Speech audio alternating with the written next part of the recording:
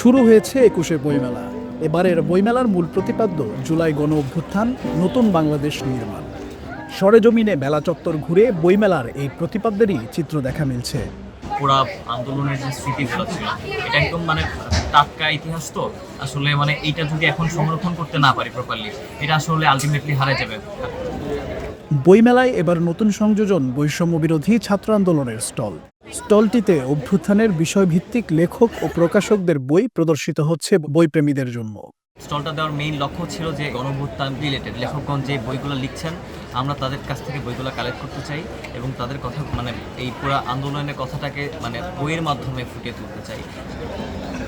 লেখক প্রকাশকরাও আগ্রহী হচ্ছেন অভ্যুত্থানের বিষয়ে লেখার জন্য। আমি এই জুলাই অভ্যুত্থান নিয়ে আমার একটা উপন্যাস বের করেছি। উপন্যাসটার নাম শ্রাবণের গল্প।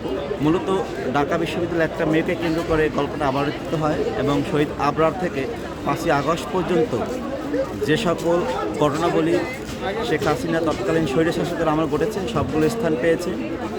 এখানে ট্র্যাজেডি যেরকম আছে, রোমান্টিসিজম আছে, কমেডি আছে, রেভলিউশন আছে।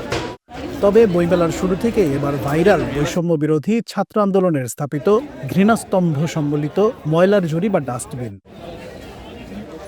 কেউ না বুঝলেও আমরা আপনার প্রয়োজন বুঝি, আর তাই তো অত্যাধুনিক ফিচার সম্বলিত বিভিন্ন সাইজ আর কালারের ২৫০টিরও বেশি ডিজাইন অপশন নিয়ে ওয়ালটন স্মার্ট ফ্রিজ বোঝে আপনার প্রয়োজন।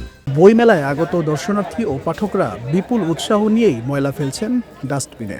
যে খুনে আমার বাইরে ২০০০ প্রায় হত্যা করেছে, আরও ২০০৯ বিরিয়ার হত্যাকাণ্ড, অনেক হত্যাকাণ্ডের সাথে জড়িত।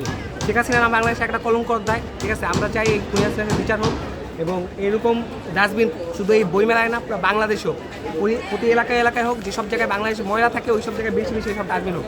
যারাই সরকারে আসুক তারা যেন এই শিক্ষাটা পায়, যাতে দেশে আর কোনো নতুন ফ্যাসিস্ট তৈরি না হয়। বর্তমানে বাংলাদেশে অনেক লোক আছে যারা তাকে আবার ফিরিয়ে আনতে চাইতেছে, বিভিন্নভাবে চাইতেছে, রাজনৈতিক দল হোক বা যে কোনো মানুষের হোক। এটা আজকে আরেকটা খবরের কাগজেও দেখলাম যে মুক্তিযুদ্ধ মঞ্চ ওনারাও লিখছে যে এই জায়গায় কেন ফালাচ্ছে, যে আমাদের যে আছে প্রধান উপদেষ্টার প্রেস সচিব, উনি কেন এই জায়গায় ময়লা ফেলাচ্ছে। কারণ কথা হলো সে আমাদের উপর কী নির্যাতন চালাইছে বা কী করছে এটা বাংলাদেশের ১৬ কোটি বা ১৭ কোটি মানুষ সবাই জানা, সবাই দেখেছে। কিন্তু তারপরেও যে তাদের আনার বা তাদের পক্ষে ছাপাই করার এগুলা কিন্তু ঠিক হচ্ছে না। বাট সত্যি বলতে যেটা বলবো, এখানে ফেলে অনেক ভালো লাগছে। আশা করবো সবাই অংশগ্রহণ করবে। এম পারভেজ, দৈনিক মানবজমিন।